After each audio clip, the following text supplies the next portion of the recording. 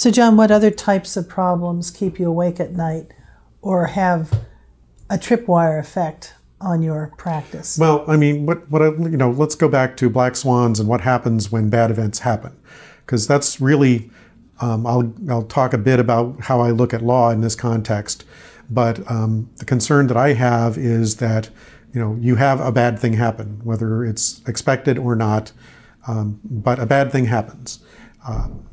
If it's the kind of bad thing that people don't understand, that it looks very threatening, then you might get something of a public uproar around it, a moral panic.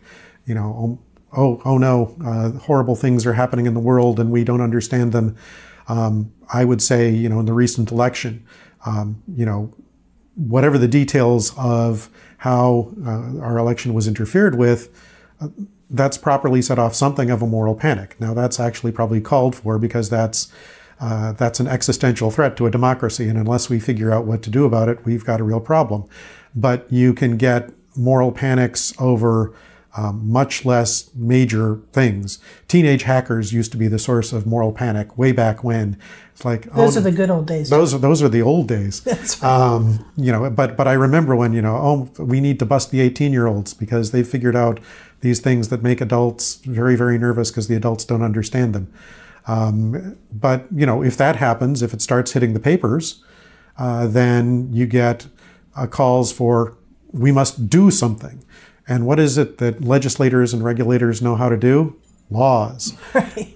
So you get laws, and the laws may or may not be effective. They may or not be actually adapted to the problem, but they're doing something. Now, I will actually say that over the last few years, I think, especially at the regulatory level, we have people who are a lot more savvy, understand a lot more, have been advised a lot more about what the real problems are. Fortunately, Congress doesn't seem to be as inclined to do something as it used to be, and the regulators are more proactive and more informed. So that's helpful, but it can still happen. And then another bad thing that happens if you've got a black swan and a moral panic is your financing may dry up. Investors may flee your organization. If you have a massive data breach, at the very least, it's going to be expensive, and a lot of people will be unhappy, and some people may lose their jobs. And in all of this, really, laws, as far as I'm concerned, are kind of tripwires. What happens is that, every organization is in violation of some law.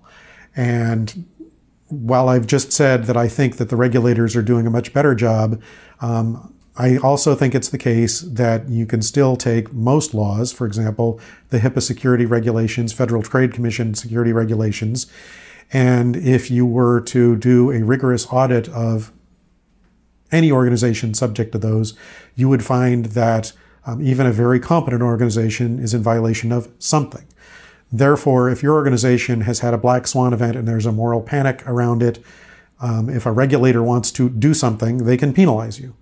And they may penalize you to demonstrate to other organizations that they're serious, and the other organizations really need to step up their game. That's a pretty explicit strategy, actually, is when you listen to the regulators, they're looking around when they do audits for different kinds of organization to make it clear that, yes, you're within our jurisdiction and we will look at your kind of organization, so you need to take this seriously. So, if you're a regulated entity, and you are, no matter what it is you're doing, as a law firm, a very small law firm, but nonetheless a law firm, I'm regulated ethically and under HIPAA because I get protected health information from clients. I need to make sure that I cover my bases as well. I have 35 pages of policies.